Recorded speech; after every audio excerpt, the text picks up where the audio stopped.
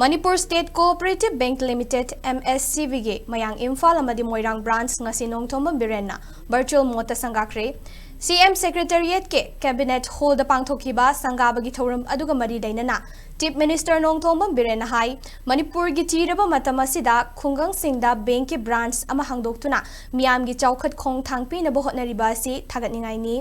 branch asina Mayang Imphal Amadi Moirang da lanjena duna lairiba singda ahanba oina loan gi khudong chaba pihanningi madugi matung inna ising ichawna ahumlak awaba nangkhiba ngami singda khudong chaba pihanningi adum oinamak relief camp da lairiba singna loan apply torokpa matamda document sude makhoi gi rules and regulations sui sude hairakpa national bank khara yauri madu relief camp ta laiba singi oina khara komthok haningi haikhi Mahakna makha taraduna hai miyam na wana ringai cherak asida bank ki procedure sing adu chatna duna leiba haiba si awaba ama oigani miyam na ngamgadaba mawongda loan adu fanghanna ba hotna biyu haina fongdokpaga loinana bank asina miyam gi awaba khara kokhangani haibagi thajabasu fongdokhe Chief Minister na makha taraduna hai Manipur State Co-Operative Bank asida thabak tawriba singna thamoi singna thabak tauna ba hotna biyu loan da thadakiba lupa crore chama henbagi senfam iranga sina manghan khibadagi lengak na one time exempt tawkre madugi matung nauna amuk bank ase hingna ba honarakpani madu khangna financial discipline khangna thabak chathahaningi chahi manga asida bank asina self help group lishing amaga chamaga marifutara manga da Kanaba fanghanbata natana grassroots level da lairiba miyoisingda loan macha macha pithaduna senthok lambi leihanbada mateng pangli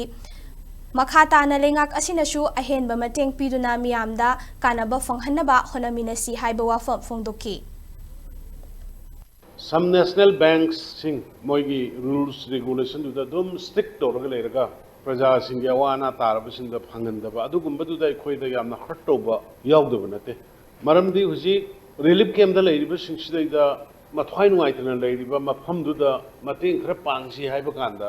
akoi normal procedure du loina ngaina lairagadi adugi she poro adugi cha poro adugi mi poro adugi poro lairagadi relief camp da lairiba duna how they can provide all the documents sugumbagi port mayam sida aingonda national bank khar da yedum ngai tabu lai moina ngamui da pota tawdabida moina ngamgadaba pota kramai tawna laithohan bai tar adugumagi posa khara bank na sumadu yapi gane na khali ngasi bank hangbiriba Manipur State Co-Operative Bank ki officials na maruina relief camp ta leiriba singto madugi hana priority pira matung da ngami gi khudong chada basing du khrai sungsoi soiduna sigi bank ki nogi staff singjina kohan gane na khali maruina khoi ki priority sa wana taraba mayam se hana economically uplift tobudune khoi gi government gi hujil leiba situation sida